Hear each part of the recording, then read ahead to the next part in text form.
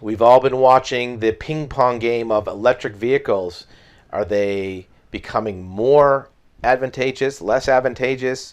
Will gasoline engines remain? Will they survive? Or are EVs the wave of the future? Here's another data point where it says EVs are no longer economic alternative to internal combustion engines as supercharging rates go through the roof, meaning that the cost of recharging these vehicles is going through the roof. The cost of recharging these vehicles is really no less than gasoline, even with gasoline at $5 a gallon. A battery charge costs less than filling up a tank, but the maintenance is cheaper. But then the world went crazy, and now people started questioning the economics of owning an electric vehicle. That was why people switched originally. Now they're saying that the cost is going to be higher.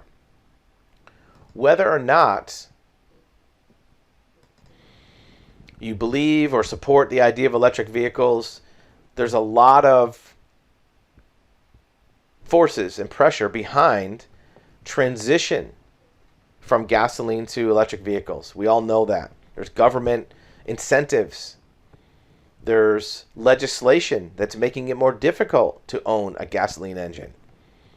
There are manufacturer developments, engineering of electric vehicles only. There's some manufacturers that have given up on developing gasoline vehicles. Kind of what we call the Meigs Field strategy. And Meigs Field was an airport in Chicago, and back in the 80s or maybe early 90s, they wanted to get rid of this airport to do development.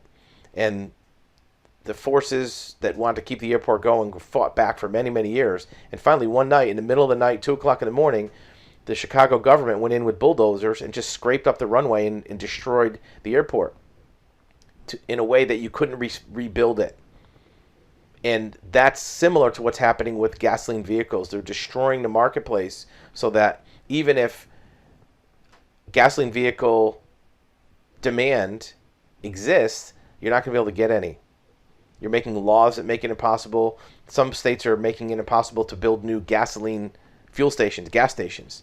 Some states are making it illegal to have a gasoline vehicle after a certain date. So it's kind of like destruction of the industry so that you have no choice. But it's not going to be voluntary, right? People were making the switch because it was more favorable cost of ownership. That was the initial reason to get an electric vehicle. Now it's just because that's what you have to do. There are no options. There will be no options for having an electric vehicle. Tell us what your thoughts are in the comments. Are electric vehicles a good thing, a bad thing? Do you want one?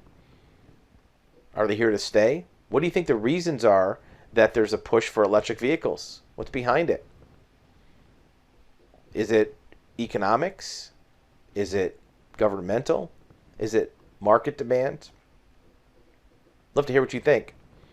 But the cost incentive or the budget appeal for a consumer may not be there.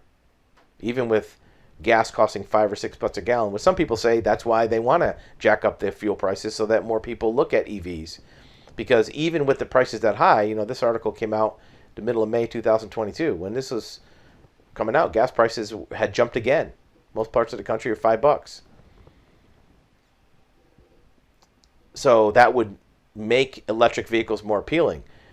Maybe they knew when they were starting to jack up the prices for gas that electric vehicles were not going to be as appealing than they used to be. What can you expect? Well, in countries where charging rates are per minute, a full battery charge was close to a price of a tank of gas. So US has not gotten there yet. They charge you by the kilowatt hour, but you're paying more than $0.50 for a kilowatt hour, and that can be similar to a tank of gas. Double what it was before. Kind of like gasoline has doubled, charging has doubled as well.